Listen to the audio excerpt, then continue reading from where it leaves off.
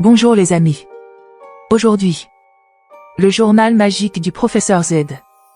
Max, un garçon de 11 ans avec des lunettes rondes et des cheveux ébouriffés, aimait explorer les recoins oubliés de la vieille bibliothèque municipale.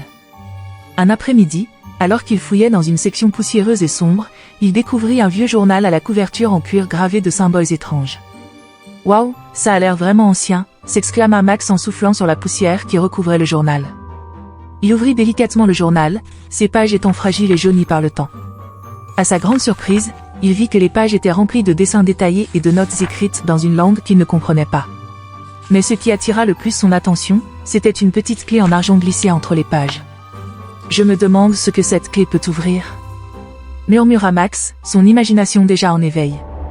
Soudain, les dessins du journal commencèrent à bouger, et les notes brillèrent d'une lueur dorée. Une voix douce mais autoritaire résonna dans la pièce.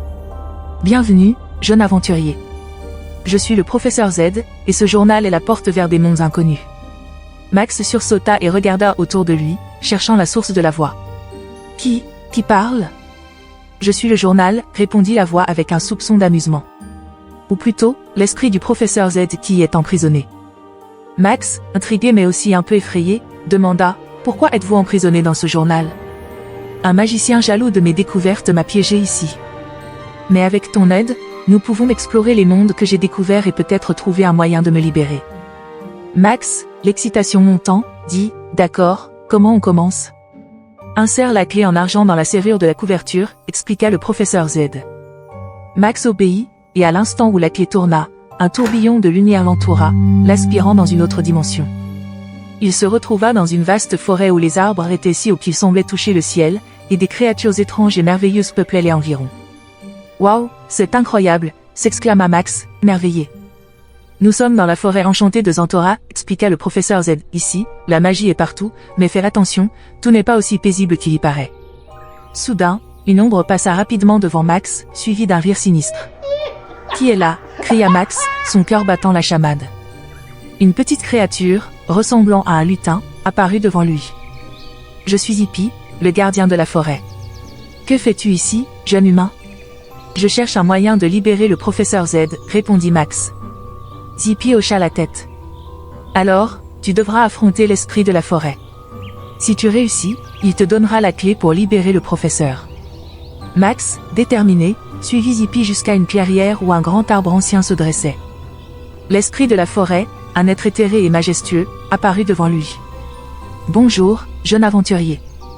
Pour libérer le professeur Z, tu dois prouver ta bravoure et ton cœur pur, » dit l'esprit de la forêt d'une voix mélodieuse. Max prit une grande inspiration et s'avança. « Je suis prêt. » L'esprit de la forêt le soumit à plusieurs épreuves, testant son courage, son intelligence et sa compassion. Max réussit chaque épreuve avec brio, démontrant sa valeur. « Tu as réussi, Max.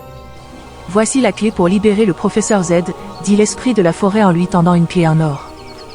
Max, rempli de joie, retourna au journal et inséra la clé en or dans une autre serrure cachée. Une lumière éclatante jaillit, et le professeur Z apparut devant lui, libre et souriant. « Merci, Max. Tu m'as libéré, et en retour, je te promets de te guider dans toutes tes futures aventures. » Max sourit.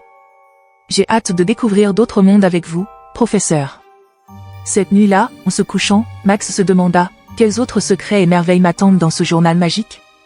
La morale de cette histoire est que le courage et la détermination peuvent surmonter les obstacles les plus difficiles, et que l'exploration peut mener à des découvertes extraordinaires.